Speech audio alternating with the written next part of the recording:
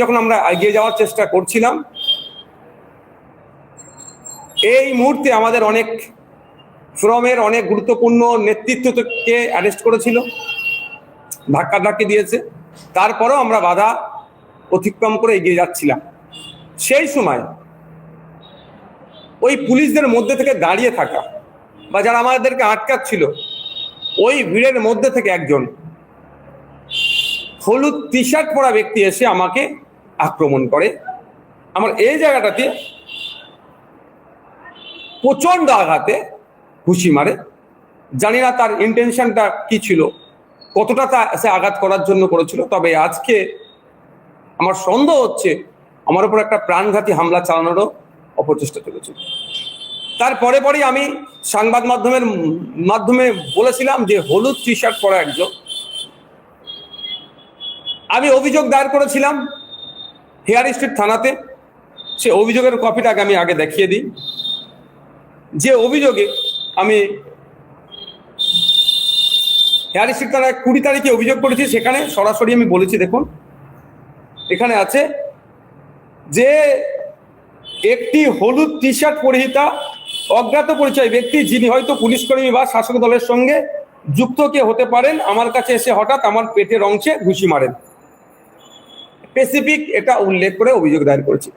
এখনো পর্যন্ত কলকাতার হেয়ার স্ট্রিট থানার পক্ষ থেকে একজন বিধায়কের উপরে এই প্রাণঘাতী হামলা চালানো কে, এটা এফআইআর পর্যন্ত করেনি বা এফআইআর নাম্বার পর্যন্ত আমাকে দেওয়া হয়নি। গতকালকের পর্যন্ত খবর, এখনো আমি আপডেট নিচ্ছি যে এই ধরনের কিছু, অর্থাৎ হয়েছে এরকম একটা ভাব। তো প্রশ্ন এখানে, তারপরে কিন্তু আমি তো থেমে থাকার ছেলে নয়। আমি আমার যে ইন্টেলিজেন্স আছে, ভালোবাসার মানুষজন আছে যারা আপনাদের মতো ভিডিও করছিল, এই জায়গাতে খুঁজে বার করে প্রথমে আমি ভিডিওটি উদ্ধার করি। আজকে ভিডিওটি আপনাদের সামনে পরিবেশন করব। সাথে সাথে তার নাম, তার বাড়ি কোথায়, সে কি পুলিশের লোক না সিভিলিয়ানের মধ্যে কি শাসক দল ঘনিষ্ঠ, এই সবগুলো আমি আমার যে টিম আছে তার মাধ্যমে আমি খুঁজে বার করেছি। সেইগুলো আজকে আস্তে আস্তে আপনাদের সামনে আমি পরিবেশন করব। প্রথমে আমি ব্যক্তিটিকে আপনাদের দেখাই, যে ব্যক্তিটি কে, ব্যক্তির পরিচয় পরে দেব। এই হচ্ছে হলুদ টি শার্ট পরিহিতা যিনি আছেন, দেখেন হলুদ টি শার্ট পরিহিতা যিনি আছেন। আমি ঘুরাচ্ছি, প্রত্যেকের দিকে ঘুরাবো, দূরে থাকুন, সব দেখতে পাবেন।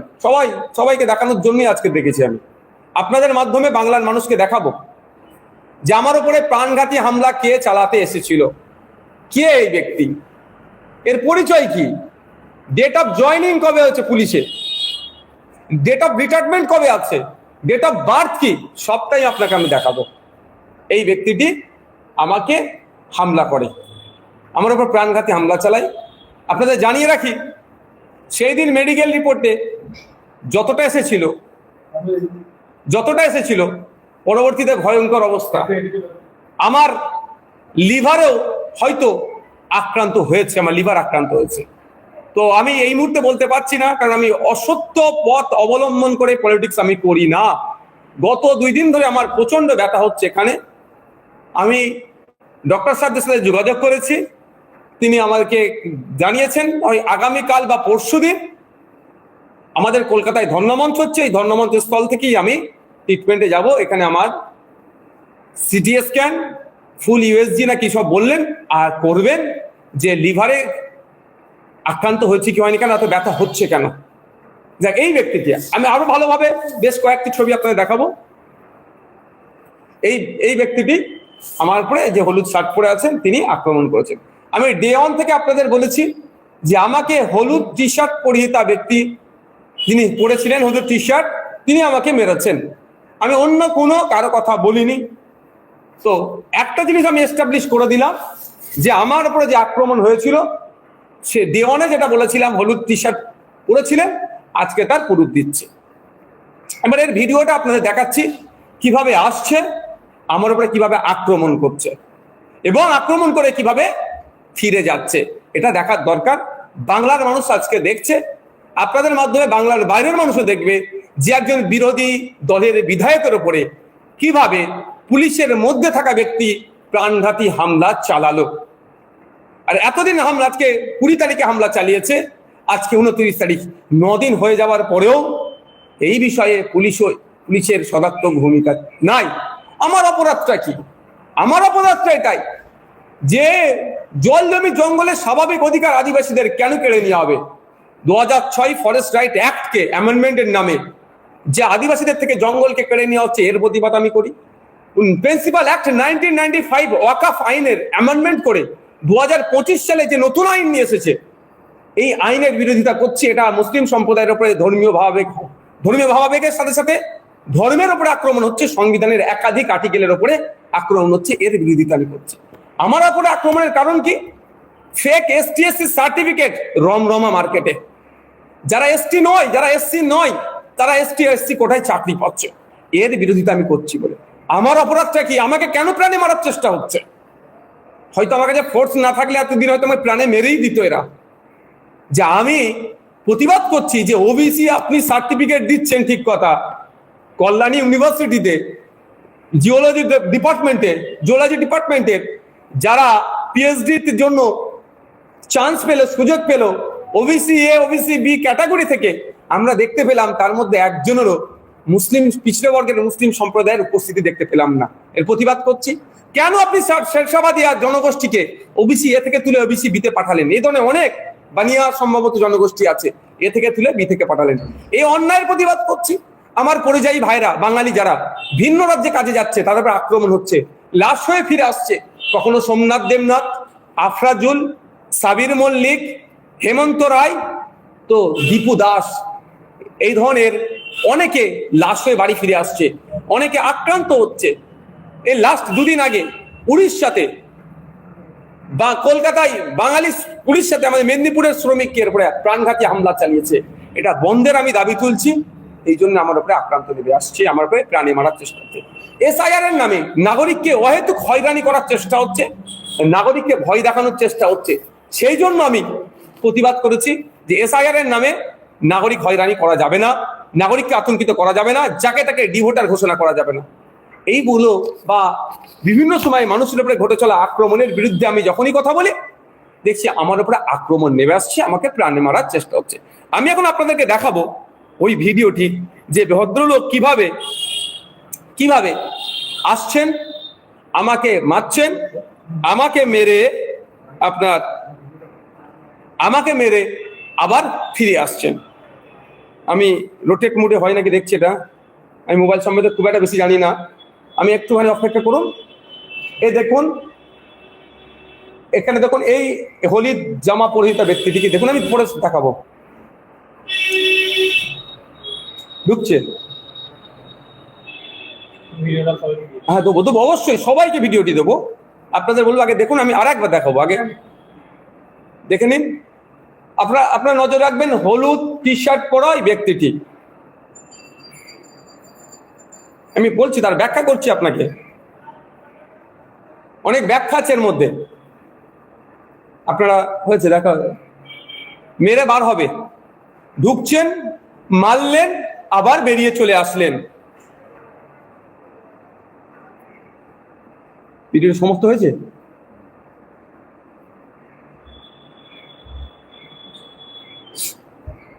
ভিডিওটি হয়েছে, ভিডিওটি দেব, আপনারা দেখবেন। এই ভিডিওটির মধ্যে আপনারা 55 সেকেন্ডের ভিডিও আছে না, এখনো বাকি আছে, একটু বাকি আছে, দেখুন, আপনারা দেখুন। সবাই আসছে, সবার আসছে।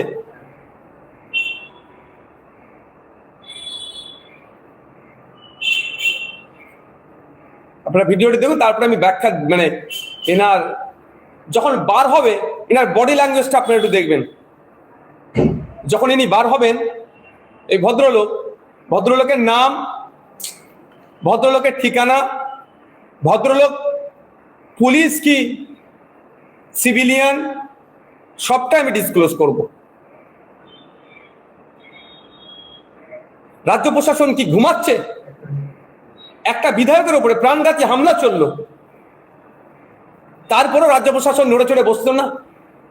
এখন কি করছে? একটা FIR পর্যন্ত করেনি, না খুঁজে পাচ্ছে না। যদি না খুঁজে পাই আমি খুঁজে দিচ্ছি। এই দেখুন, এই ভিডিওটি আপনাদেরকে দেব। এই ভিডিওটি যখন দেব আপনারা দেখবেন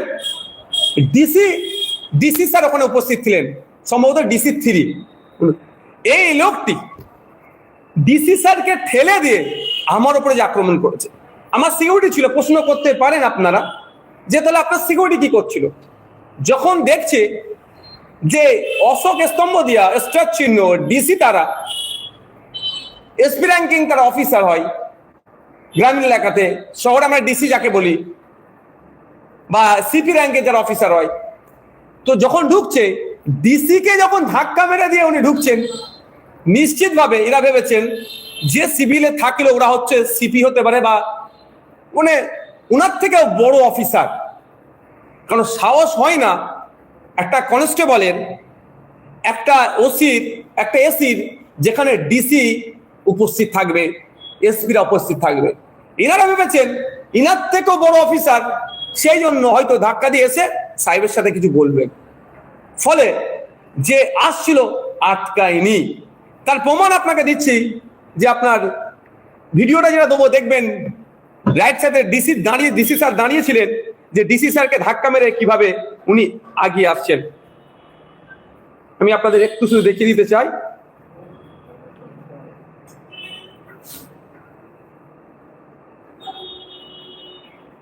এখানে এখানে আমার সামনে যিনি আছেন খাকি পোশাক, এটা ডিসি স্যার। দেখুন, ধাক্কা মেরে ডিসি স্যারকে সরিয়ে দিলেন। এটা তো ডিসি স্যার। এই দেখুন, আমাকে এখানে ধাক্কা মেরে ডিসি স্যারকে সরিয়ে দিলেন। আমি আপনাদেরকে আরেকবার দেখাতে চাই, একটু এই লোকটা একটু জানা দরকার। ইনার সামনে ডিসি স্যার এরকম ঢুকছে, ওনার লেফট সাইডে আমার সিকিউরিটি, ওনার রাইট সাইডে এটা করে দেখুন, ওনার রাইট সাইডে আমাদের রাজ্যের কলকাতা পুলিশের ডিসিটাকে ধাক্কা মেরে ঢুকে আমার উপরে হামলাটা চালিয়েছে। আর বার হবার রিয়াকশনটা একটু দেখুন, এই দেখুন বার হবার একটু রিয়াকশনটা আপনার দেখতে চাইছি। দেখেন মুখটা দেখুন, দেখুন ভদ্রলোক কাজ গুটিয়ে কাজ মিটিয়ে, ভদ্রলোক কাজ গুটিয়ে কাজ মিটিয়ে বেরিয়ে আসলেন। উনি যদি ওখানে ডিউটিরত অবস্থায় থাকেন তাহলে তো উনি বেরিয়ে আসবেন না। উনি যদি ওখানে ডিউটি করেন, গেলেন আমাকে ঘুষি মারতে হবে এই রকমের জায়গাতে, কেউ তো নিশ্চিতভাবে নির্দেশনা দেয়নি। এবার নির্দেশনা দেয়নি কি দিয়েছে, ইনার তৎক্ষণিক রিটার্ন আসাতে একটা সন্দেহ হয়ে যাচ্ছে। উনি যদি ওখানে ডিউটি থাকেন তো আমাকে আটকাবেন, আটকানোর দায়িত্ব ওনার থাকে। তার পরিবর্তে উনি মেরে আমাকে বেরিয়ে চলে আসলেন। এবার আমি ওনার একটু ডিটেলসটা আপনাদেরকে জানাতে চাই, ভদ্রলোকের জানা দরকার। ইনার ফ্যামিলি না কালকে আবার প্রেস কনফারেন্স করে বলে আমার নামে, কারণ এখন তো মহিলাদেরকে দিয়ে প্রেস কনফারেন্স করিয়ে দিচ্ছে। এই ভদ্রলোকের নাম হচ্ছে প্রদীপ কুমার দে। এই ভদ্রলোকের নাম প্রদীপ কুমার দে, কলকাতা পুলিশের উনি একজন কনস্টেবল। উনার ডেট অফ বার্থ একটু জেনে নেওয়া দরকার। 28/1/1971 সালে উনার ভদ্রলোকের জন্ম। উনার গার্জেনের নাম ধীরেন্দ্রনাথ দে। উনার বাড়ি, প্রিন্টটা ছেড়ে গেছে রে বাবা, বলছি বাড়ির ডিটেলসটা বলছি, কারা প্রিন্ট করেছে। আচ্ছা, উনার ডেট অফ জয়নিং 31/1/1995 সালে উনি কলকাতা পুলিশে জয়েন্ট হয়েছে। উনার ডেট অফ রিটায়ারমেন্ট 31/1/2031। এই ভদ্রলোকের কোয়ালিফিকেশনটা একটু জানা দরকার।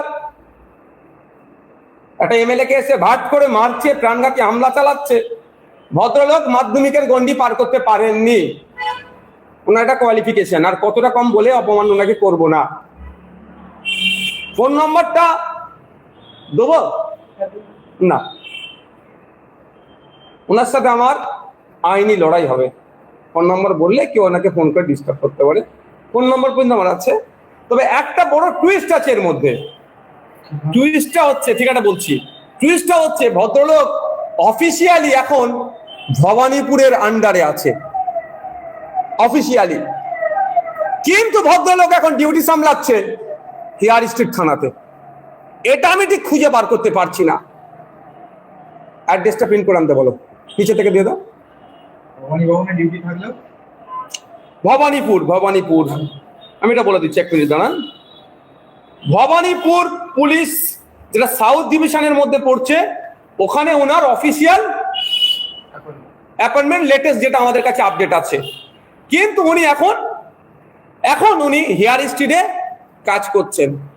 তাহলে কি কোনো একটা জায়গাতে সন্দেহ হচ্ছে যে অন্য জায়গার অফিসারকে তুলে নিয়ে এসে এই জায়গায়, অন্য জায়গার পুলিশকে তুলে নিয়ে এসে এই জায়গায় আক্রমণ চালাও, বেটাকে প্রাণে মেরে দে, নাহলে অন্যতম একটা অঙ্গ তো লিভারকে ক্র্যাক করিয়ে দে, সাইড হয়ে যাবে যে ও আমাদের কেউ না। কোথায় ভবানীপুর সাউথ ডিভিশন, কোথায় সেন্ট্রাল ডিভিশন, এখানে খাতায় কলমেও প্রমাণ নেই। তাহলে পুলিশ মন্ত্রী কি করছেন? তার পুলিশ এসে আমাকে প্রাণে মারার সর্বোচ্চ চেষ্টা করলো, 9 দিন হতে চলেছে, কি করছেন? এবার তার অ্যাড্রেসটা আমি বলি, আমি এক্সাক্ট অ্যাড্রেস বলবো না, আবার কেউ তাকে ডিস্টার্ব করতে পারে। আমি ডিস্টার্ব করার পক্ষপাতী নয়, আমি আইনে লড়াই করার পক্ষপাতী। এই ভদ্রলোকের চাকদা থানার আন্ডারের বাড়ি, নদিয়া ডিস্ট্রিক্টের বাড়ি।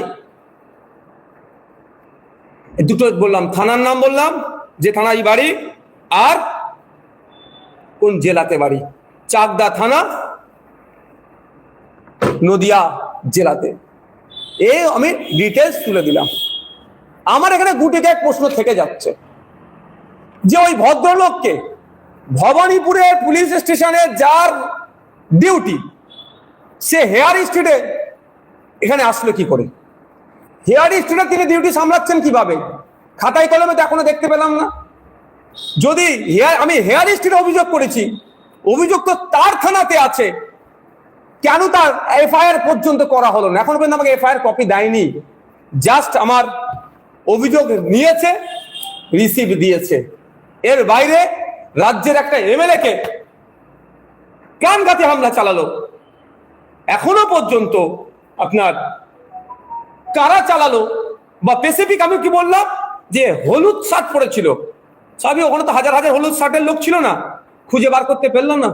এই পুলিশ ক্যালকাটা পুলিশকে স্কটল্যান্ড ইয়ার্ডের সাথে আমাদের মাননীয় তুলনা করেন। তাহলে স্কটল্যান্ড ইয়ার্ড এতটাই ব্যর্থ হয়ে গেল যে ওখানে যারা ছিল এবং কোনখানে হয়েছে পার্টিকুলার আমার অভিযোগে কিন্তু বলা আছে যে ওই জায়গাটির মধ্যে হতে পারে। তাহলে তার খুঁজে বার করলো না খুঁজে বার করার মধ্যে আমার তো কোনো জায়গাটা সন্দেহ লাগছে।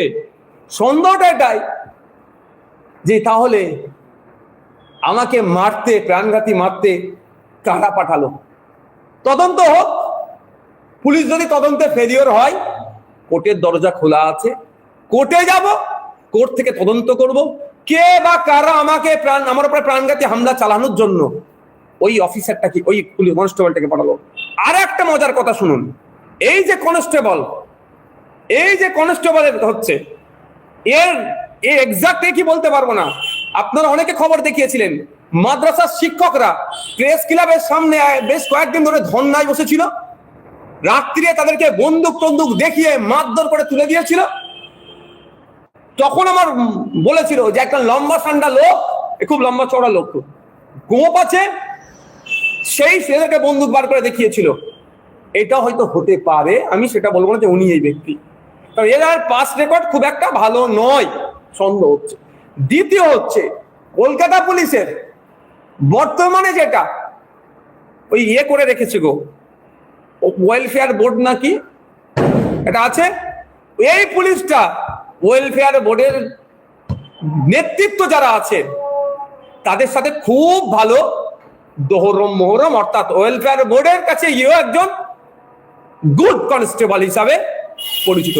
তাহলে গুড কনস্টেবলকে ভবানীপুর থানা থেকে পাঠিয়েছে এই জন্যই যে হয়তো নওশাদ সিদ্দিকী, তাদের নজরে ব্যাড নওশাদ সিদ্দিকীকে প্রাণে মারো, গুডকে দিয়ে ব্যাড কি তো হয়, তাদের নজরে গুড ওই কনস্টেবলটা যে একটা এমএলএ এর বুকে ঘুষি মারতে পারে, আর যে এমএলএ শিক্ষা, স্বাস্থ্য, কর্মসংস্থান, রুজিরুটি, মজুরি বৃদ্ধি কিভাবে হবে, সাম্প্রদায়িক সম্প্রীতি কিভাবে বরকরার থাকবে, সাম্প্রদায়িক শক্তিকে কিভাবে বিচ্ছিন্ন করা যাবে, তার নিয়ে কথা বলছি। ওদের নজরে আমি ব্যাড, এটা হতে পারে। তো এই পরিস্থিতিতে এসে আমরা দাঁড়িয়েছি। আমি মিডিয়ার মাধ্যমে রাজ্যের পুলিশ মন্ত্রী তথা মুখ্যমন্ত্রীর কাছে একটাই বার্তা দিতে চাই, যদি আপনি বা আপনার দল এই অপকর্মের সাথে যুক্ত না হয়, 24 ঘন্টার মধ্যে আপনি এর একটা বিহিত করবেন।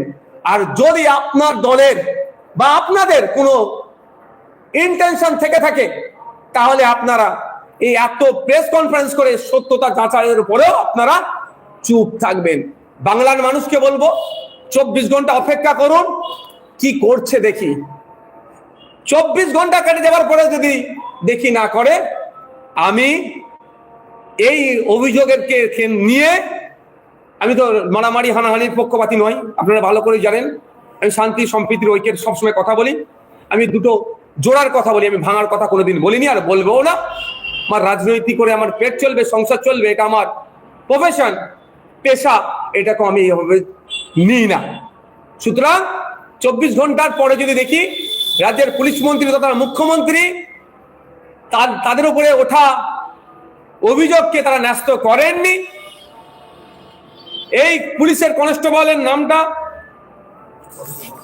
প্রদীপ কুমার দের বিরুদ্ধে ব্যবস্থা গ্রহণ করেনি, তাহলে আমি অবশ্যই আমি পরের স্টেপ আমি আইনের অর্থাৎ দ্বারস্থ হব, অর্থাৎ কোর্টের দ্বারস্থ হব। কোর্টের মাধ্যমে আমি সব ডিটেলস তখন কোর্টকে, ভিডিও থেকে শুরু করে এভিডেন্স যা আছে, এফআইআর কপি নিয়ে সব আমি কোর্টের দ্বারস্থ হব।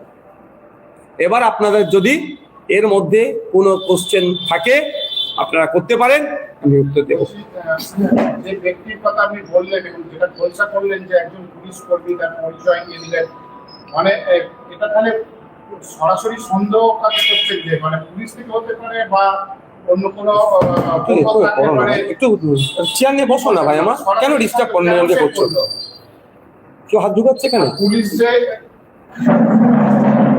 যে ব্যবস্থাটা নিল না কি বলবেন? দেখুন, আমি আবারও বলছি, আমার মেসেজ স্পষ্ট যে আমার উপরে কে আক্রমণ করেছে তার ডিটেলস, তার নাম, তার বর্তমান তিনি কোথায় আছেন, তার অফিসিয়াল পোস্টিং কোথায় আছে, তার বাড়ি কোথায়, সবটাই আমি বলেছি। এরপরেও যদি পুলিশ গড়িমাসি করে, শাসক দল যদি ভাবে এটাকে ছোট্ট ইস্যু করে রেখে দেবে, আমি ছোট্ট ইস্যুটাকেই বড় করব না, আমার ইস্যু বড় করার পক্ষপাতী নয়, আমি ছুটে যাব কোর্টে, আইনের দ্বারস্থ হব। আমি রাজ্য সরকার, পুলিশ মন্ত্রী, মুখ্যমন্ত্রীকে বলেছি, যদি আপনারা এর মধ্যে ইনভলভ না থাকেন, তৃণমূল কংগ্রেস ইনভলভ না থাকে, এন্টায়ার পুলিশ প্রশাসন ইনভলভ না থাকে, তাহলে 24 ঘন্টার মধ্যে এর আমি তো ডিটেলস দিয়ে দিলাম, আমি তাই ডিটেলস দিয়ে দিয়েছি, তাহলে এর বিরুদ্ধে আপনারা ব্যবস্থা গ্রহণ করুন। আর যদি না ব্যবস্থা গ্রহণ করেন, তাহলে আমি যেমন কোর্টে যাব, আর তখন প্রেস কনফারেন্স করে আবার এর মধ্যে কি মানে কারা কারা সরাসরি যুক্ত, তখন আমি বলবো। আপনি যে অভিযোগটা আনলেন তাতে তো মানে একটা বিরাট বিস্ফোরক ধরনের ঘটনা, মানে পুলিশের একজন কনস্টেবল পুলিশকে ফেলে দিয়ে গেল এবং একজন বিধায়ককে যেভাবে আঘাত করলো, এবং আপনি বলছেন প্রাণঘাতী হামলা, মানে অত লোকের মধ্যে, অত ক্যামেরার মধ্যে একটা বিরাট ষড়যন্ত্র। এটা কে পার্টিকুলার তোরম ভাবে ক্যামেরা হয় না, প্রচুর ক্যামেরাম্যানের সাথে আমি কথা বলে বলে বলে বলে আমার টিম কথা বলেছে, ওখানে যারা আপনাদের মতো news channel, main stream, social মিডিয়াতে বা যারা মানে বিভিন্ন স্টেজে কাজ করে, তাদের সাথে কথা বলে তাদের কাছ থেকে ভিডিও চেয়েছে, খুঁজে খুঁজে খুঁজে খুঁজে আমি বার করার পরে এটা পেয়েছি। অত সহজ নয়, আমাকে অনেক কাজ করে পুরাতে হয়েছে। পেয়েছে পুলিশ, আমিও বলছি পুলিশ পেয়েছে, দায়িত্ব নিয়ে বলতে পারি। পুলিশ পাবে না? পুলিশ পাবে না এরকম কথা হয়? মমতা ব্যানার্জির ভাষায় স্কটল্যান্ড ইয়ার্ডের মতো এরা, কিন্তু সেটা চেপে গিয়েছিল। রহস্য থাকতে পারে, তদন্ত হলেই তো সত্যি উন্মোচন হবে, তদন্ত হলেই তো সত্য উন্মোচন হবে। ওই পুলিশকে কে পাঠিয়েছে, কার নির্দেশে এসছে, সবটাই বেরিয়ে আসবে। যদি এটা পরিকল্পনা হয়, যদি এটা আপনার উপর প্রাণঘাতী হামলা করার পরিকল্পনা হয়ে থাকে, তাহলে কারা করে থাকতে পারে? দেখুন, এটা তদন্ত সাপেক্ষ। এর সাথে পুলিশ সরাসরি যুক্ত না শাসক দল সরাসরি যুক্ত, এটা তদন্ত সাপেক্ষ। সেই জন্যই ওকে হেফাজতে নিয়ে 24 ঘন্টা টাইম দিচ্ছি। শাসক দলের পক্ষ থেকে যিনি পুলিশ মন্ত্রী আছেন, শাসক দলের পক্ষ থেকে যিনি মুখ্যমন্ত্রী আছেন, 24 ঘন্টা টাইম দিচ্ছি। যদি এটাতে আপনাদের রাজনৈতিক কোনো খারাপ অভিসন্ধি না থেকে থাকে, আপনারা তো খুঁজে পাচ্ছিলেন না, আমি খুঁজে দিলাম। বর্তমানে উনি কোথায় আছেন, উনার অ্যাকচুয়াল পোস্টিং কোথায়, উনি কোন র্যাঙ্কে আছে, একজন কনস্টেবল, কবে জয়েনিং করেছে, কবে তার রিটায়ারমেন্ট, সবটাই আমি বলে দিয়েছি। ব্যবস্থা গ্রহণ করুন। যদি 24 ঘন্টার মধ্যে ব্যবস্থা গ্রহণ না করে, পরে প্রেস কনফারেন্স করে আমি আপনাদেরকে আবার আমি বলবো। এখন হালকা ভাবে চলে গেল, পরবর্তী সমস্যা হলে আপনি যদি দেখা যায় সেক্ষেত্রে আরো যে বড় হামলা হবে আমার উপরে ইতিপূর্বে তো হয়েছে, প্রাণঘাতী হামলা চালিয়েছে 6 লেনে। আমরা আমাদের কর্মী সমর্থকদেরকে নিয়ে 21শে জানুয়ারি আমাদের পার্টির প্রতিষ্ঠা দিবসে নিয়ে আসছিলাম, প্রাণঘাতী হামলা চালিয়েছে, আক্রমণ অনেক জায়গায় হয়েছে। কিন্তু মানুষের জন্য কথা বলে যাব।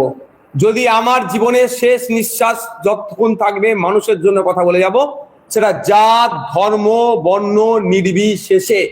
কোনো জায়গায় মুসলমান আক্রান্ত হচ্ছে তার পক্ষে নেব, কোনো জায়গায় হিন্দু আক্রমণ হচ্ছে তার পক্ষে নেব, কোনো জায়গায় আদিবাসী আক্রমণ হচ্ছে তার পক্ষে নেব।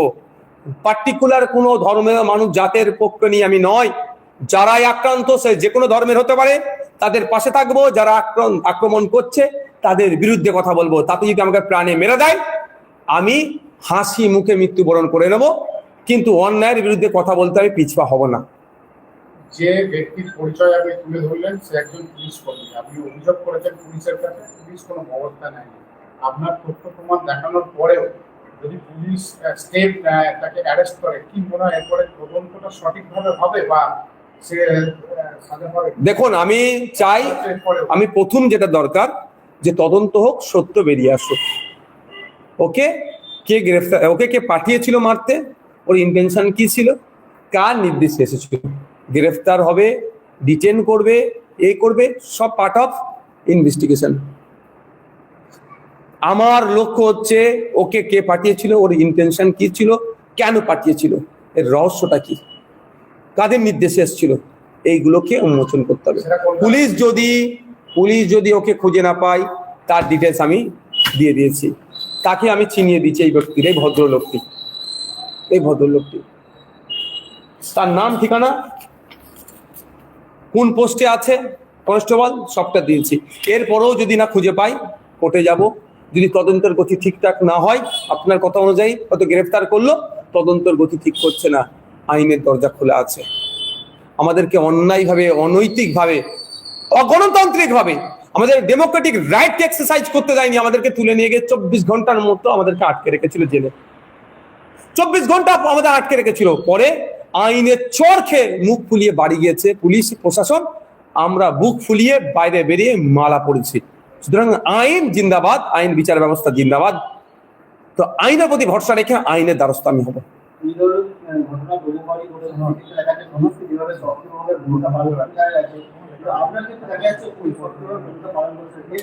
আমার বিরুদ্ধে সক্রিয়, আমাকে আক্রমণের ক্ষেত্রে সক্রিয় এরা, কিন্তু কে আক্রমণ করলো তদন্তের ক্ষেত্রে এরা নিষ্ক্রিয়। নিশ্চিতভাবে এদের কাছে সেই নির্দেশনা হয়তো আসেনি। যা বলা হয় বলে তো সুপ্রিয়ার স্যারেরা হায়ার অথরিটির নির্দেশে হয়তো আসেনি, এরপরে আসবে। আর না আসলে আরো খোলাসা হবে।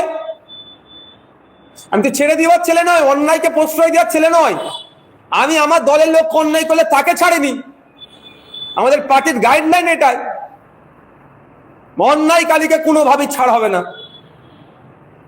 প্রশাসনের থেকে যাদেরকে জনগণের ট্যাক্সের টাকা যাদের মাইনে দেওয়া হচ্ছে এলাকাকে সুরক্ষিত রাখার জন্য, প্রত্যেকটা এমএলএ যাতে সুরক্ষিত থাকে, প্রত্যেকটা নাগরিক যাতে সুরক্ষিত থাকে, তার জন্য মাইনে দেওয়া হচ্ছে। ওই বর্দিটা যে পরে আছে, খাকি বর্দি বা সাদা পুলিশ কলকাতা বুঝে যে ড্রেস, ওই ড্রেসটার জন্য জনগণের ট্যাক্সের টাকা থেকে দেওয়া হচ্ছে। তারা যদি নাটক করে, এই ড্রেস পরে কারো চাটকারিতা করে, তার বিরুদ্ধে তো লড়াই চলবে ভাই।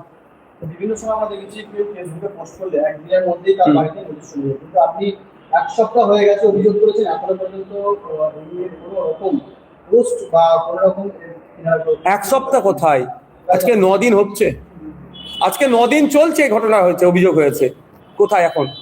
বিরোধী বলে হয়তো ওদের ইন্টেনশন খারাপ ছিল, কিছু কি ইন্টেনশন ছিল 24 ঘন্টার পরেই জানতে পারবেন, সেটা আবার ডিসক্লোজ করবো আপনাদেরকে। শাসক দলের কিছু নেতা দ্বারা বলছে বিরোধী রাজনীতি করলে অ্যারেস্ট হতে হবে, প্রতিবাদ মিছিল করবে, তার সঙ্গে এটাও বলছে যে নওশাদ একটু বেশি নাটক করছে। দেখুন, একটা কথা বলি, শাসক দলের যে কথা বলছেন চরম অগণতান্ত্রিক কথা বলছে। এটা ডেমোক্রেটিক কান্ট্রি, সুতরাং এই ডেমোক্রেসিতে আমাদের এক্সারসাইজ করার পূর্ণ স্বাধীনতা আছে, আমার রাইট আছে, আমি প্রোটেস্ট করব। সেখানে বরঞ্চ ওই শাসক দলের ওই নেতাকে বলবেন যে শান্তিপূর্ণ একটা ধর্ণা মঞ্চকে আপনারা করতে দিলেন না, আপনারা কতটা আইনকে ভায়োলেট করলেন, উত্তর দিতে পারবে? ওটা নোংরামির কথা বলছে, তো ওই নোংরামি পলিটিক্স আমরা করি না। হ্যাঁ, আমরা যদি চৌরঙ্গি মোড়ে বলি 3 দিন ধরে বসে থাকবো, চরম অনৈতিক কথা হবে তো আমাদের। কলকাতার সব থেকে ব্যস্ততম রাস্তার চৌরঙ্গি মোড়ে 3 দিন বসে থাকবো হয়? আমি ডিসি স্যারকে আমি বলছি, হাত জোর করে বলেছি যে আপনারা আমাদেরকে ফুটপাতে ব্যবস্থা করে দিন, রেলিং দিয়ে দিন, যে ওর বাইরে আমাদের ফোরামের যে আমাদের কনস্টিটিউশন প্রোটেকশন ফোরামের পক্ষ থেকে আমরা এসেছি, আমরা একটা নির্দিষ্ট কোনো পার্টির পক্ষ থেকে আসিনি, কোনো সামাজিক সংগঠনের পক্ষ থেকে আসিনি। এখানে অনেক সামাজিক সংগঠন, অনেক রাজনৈতিক দল আছে, অনেক পার্ট আছে, তারা আমরা আপনাদের কথা দিচ্ছি যে আমরা এই রেলিং যেটা আছে, ব্যারিকেড হয় না পুলিশের, এর বাইরে একটা লোক যাবে না। আর আমাদের দলের আমাদের ফোরামের অন্যতম একজন মুখ কামরুজ্জামান সাহেব এবং আমি বারবার লোককে বলেছি যে ওইখানে যখনই বসেছি যে আমাদের রাস্তায় গাড়ি চলাচলের ব্যবস্থা যেন থাকে, যেন স্বাভাবিক থাকে। কেন বলেছি? আমরা কেন পড়তে আমরা গণতান্ত্রিক অধিকার আমরা এক্সারসাইজ করতে পারবো না? আমরা ওয়াকআফ নিয়ে রাস্তায় প্রতিবাদ করতে পারবো না? রাস্তার ধারে আমরা অবস্থান বিক্ষোভ করতে পারবো না? যেখানে তো ইতিপূর্বে অনেকে অবস্থান বিক্ষোভ করেছে, যেখানে কেউ করেনি আমরা যে বসছি, এরকম ব্যাপার তো নয়।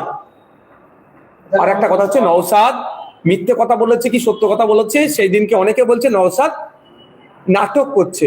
নওশাদ নাটক করছে না, সত্য কথা বলছে। তার ছবি দিয়ে প্রমাণ করেছি, তার ভিডিও দিয়ে আপনাদের প্রমাণ করছে। এই ভিডিওটা প্রত্যেককে আপনাদের দিয়ে দেবো, আপনারাও দেখবেন। স্লো মোশনে ভিডিওটা এই জন্য বানানো রাখা হয়েছে, সহজে বোঝা যায় যে কিভাবে গিয়ে মারছে, কিভাবে আসছে। যখন মারছে আপনারা দেখবেন আমাকে হিলিয়ে দিয়েছে। আমি তো ভাই মোটাসোটা মানুষ নয় যে পাঁচটা করলে আগে মানে হাড়ে লাগার আগে লাগবে মাংসে বা গোশে, ডাইরেক্ট সরাসরি হাড়ে লেগেছিল। কিন্তু হাড়ে শুধু লাগেনি, আমি লাস্ট 2 দিন ধরে আমার ব্যথা হচ্ছে। না না না না না, এটা আমি আংটি টাংটি ছিল কি বলতে পারবো না। আমি অসত্য পথ অবলম্বন করার পক্ষে নয়। লোহার কোনো জিনিস আমি দেখিনি, আমি ওর হাত দেখিনি হাতে কি ছিল। হয়তো থাকলে আংটি থাকতে পারে বা নাও থাকতে পারে, ওই বিতর্কে আমি জড়াবো না। কিন্তু আমাকে প্রচন্ড আঘাত করেছে, হয়তো আমার এখন লিভারেও আঘাত লাগতে পারে। ডাক্তারের সাথে আমি কথা বলেছি, 2-1 দিনের মধ্যে আমি ট্রিটমেন্টটা আবার ফার্দার করব, কারণ আমার ব্যথা হচ্ছে। আপার সাইড হচ্ছে না, লোয়ার সাইড আমার ব্যথা হচ্ছে। মুখ্যমন্ত্রী বলেছেন ওয়াকআফ নিয়ে গুলি করবেন না, ওয়াকআফ নিয়ে আন্দোলন দিল্লিতে গিয়ে করুন, তাহলে কি সেটাই বাস্তব হয়ে যাচ্ছে? আপনারা তো ওয়াকআফ নিয়ে আন্দোলন করছেন, শুধু ওয়াকআফটা নয়, আমাদের 4টে ডিমান্ড ছিল, অর্থাৎ 75% ডিমান্ড কেন্দ্র সরকারের বিরুদ্ধে ছিল, 25% রাজ্য সরকারের বিরুদ্ধে ছিল। মুখ্যমন্ত্রী বিজেপির বিরুদ্ধে সোচ্চার হচ্ছেন, বলতে বলতে একবার বলে ফেলেছিলেন অমুকের কোমরে দড়ি বাঁধবো, প্রধানমন্ত্রীর কোমরে দড়ি বাঁধবো বলেছিল, কিন্তু দড়ি বাঁধার পরিবর্তে ফুল নিয়ে হাজির হয়ে গেছিল। দেখ, সেটা ওনারা সৌজন্য রাজনীতি করতে পারবেন, আমরা সৌজন্য রাজনীতি করলে আমরা অমুকের দালাল হয়ে যাব। কিন্তু কথা হচ্ছে ডিমান্ডগুলো যেগুলো ছিল বিজেপির বিরুদ্ধে, এসআইআর নিয়ে যে এরকম ধরনের আতঙ্ক করার চেষ্টা করছে, হয়রানি করার চেষ্টা করছে, ডিভোটার করার অপচেষ্টা চলছে এর বিরুদ্ধে, তাহলে কেন আমাদের রাজ্যে বিজেপির বিরুদ্ধে আন্দোলন করা যাবে না? যারা ভাবছেন তৃণমূলকে দিয়ে বিজেপি আটকাবেন, তাদেরকে বলবো একটু ভাববে। আচ্ছা, একটা অন্য প্রশ্নে যাচ্ছি। আজকে কংগ্রেসের সদর দপ্তর বিধান ভবনে হামলা চালিয়েছে বিজেপি কর্মী সংগঠন, রাহুল গান্ধীর ছবিতে তালি লেগেছে এবং তারা আসার আগে ইন্টারনেট থানা সহ বিভিন্ন জায়গায় জানিয়ে এসেছে। কি বলবেন? দেখুন, এটা দুটো জিনিস এখানে আমি খুঁজে পাচ্ছি। প্রথম কথা হচ্ছে, যেভাবে একটা রাজনৈতিক দলের সদর দপ্তরে হামলা চালিয়েছি, আমি তীব্র নিন্দা ধিক্কার জানাচ্ছি। এই কুলুষিত রাজনীতিকে কুলুষিত করা হচ্ছে। এটা বাংলার কালচার ছিল না। বাংলার কালচারে একে অপরের সৌজন্যতার রাজনীতি ছিল। আমরা অবাক হয়ে যাচ্ছি যে কিভাবে হামলাটা চালিয়েছে। রাহুল গান্ধীর নেতৃত্বে যেভাবে বিজেপিকে কোণঠাসা করার জন্য তিনি উঠে পড়ে লেগেছেন, বিজেপি তটস্থ হয়ে যাচ্ছে, ভয় পেয়ে গিয়েছে, এই জন্যই হামলা চালিয়েছে। আর ওয়েস্ট বেঙ্গলে তৃণমূল থেকে মানুষ ছেড়ে বেরিয়ে আসে, কিছু কংগ্রেসে যুক্ত হওয়ার চেষ্টা হচ্ছে, কিছু আইএসএফ বা ধর্মনিরপেক্ষ দলে যুক্ত হওয়ার চেষ্টা করছে। ঠিক এই সময়তেই রাহুল গান্ধীর ইমেজ ন্যাশনাল লেভেলে, তিনি লিডার অফ অপোজিশন, লোকসভার, অস্বীকার করার কোনো জায়গা নেই। তার ইন্টারন্যাশনাল তার ইমেজ, শুধু ন্যাশনাল নয় ইন্টারন্যাশনাল লেভেলে তার চর্চা হয়। সুতরাং তিনি যেভাবে এখন যুব সমাজকে উদ্দীপনা তৈরি করেছে, বিজেপির বিরুদ্ধে শক্তি তৈরি হচ্ছে, বিজেপিও ভয় পেয়েছেন, সাথে তৃণমূলের ঈর্ষার কারণ হয়ে দাঁড়িয়েছে। সেই জন্য আপনার কথা অনুযায়ী আমি বলছি, পুলিশ প্রশাসন কোথায় ছিল? একটা রাজ্য অফিস, আইবি কোথায় ছিল? ডিআইবি কোথায় ছিল? এসবিরা কোথায় ছিল? আমরা কিছু করলে একদম পুলিশদের ঘিরে আমাদেরকে লাঠি চার্জ, বুকে কিল মেরে তুলে নিয়ে চলে যাচ্ছেন। আমাদের প্রথম সারি নেতৃত্বরা যারা ফোরামের, তাদেরকে 24 ঘন্টা জেল খাটালেন, এমন এমন ধারা দিয়েছিলেন, বেশ কয়েকদিন জেলে রাখতেন, পুলিশ কাস্টাডি জেল কাস্টাডিতে রাখার চেষ্টা করেছিলেন। আমাদের আইনজীবীদেরকে ধন্যবাদ জানাবো, তারা আইনি লড়াইয়ে আমাদেরকে জামিন করিয়েছে। আর এই ঘটনা ঘটছে আপনারা জানেন না? এই ঘটনাতে বিজেপি যতটা দায়ী, বিজেপি যতটা যুক্ত, আমি মনে করছি সঠিক ইনভেস্টিগেশন হলে তৃণমূল প্রশাসনকে চুপ রেখে অতটাই রাজনৈতিক ফায়দা নেওয়ার চেষ্টা করছে। আমি আশা করব এই ঘটনা যারা ঘটিয়েছে একটাও না ছাড় পায়। এই পশ্চিম বাংলার সৌজন্যের রাজনীতিকে যারা বিনষ্ট করার চেষ্টা করছে তাদের বিরুদ্ধে আইনি লড়াই প্রশাসন করবে। কিন্তু কোন প্রশাসন করবে এটা ভাবার বিষয়। বলছেন আপনারা এন্টালি থানা, হ্যাঁ আরো কোনো থানা নাকি জানতো, তারপরেও তাদেরকে রিজেস্ট করেনি বা আটকায়নি, তাহলে সেই প্রশাসন করবে আমার সন্দেহ হচ্ছে। 2024 নির্বাচন যত এগিয়ে যাবে, বিভিন্ন ধরনের যারা আক্রমণ হচ্ছে, কিভাবে দেখতে পাবেন? দেখুন, এটা তো যারা ক্ষমতায় আছে তারা বিরোধীদেরকে সবসময় কোণঠাসা করবে। আমাদেরকে এই কোণঠাসাকে এগিয়ে নিয়ে যেতে হবে। অন্ধকারকে সরিয়ে আলোর ব্যবস্থা তো আমাদের কি করতে হবে। এই লড়াই চলবে, গণতন্ত্র রক্ষার লড়াই। এই লড়াই পিছপা হওয়ার কোনো জায়গা নাই। সংবিধানের ধন্যবাদ। হ্যাঁ, ঠিক আছে।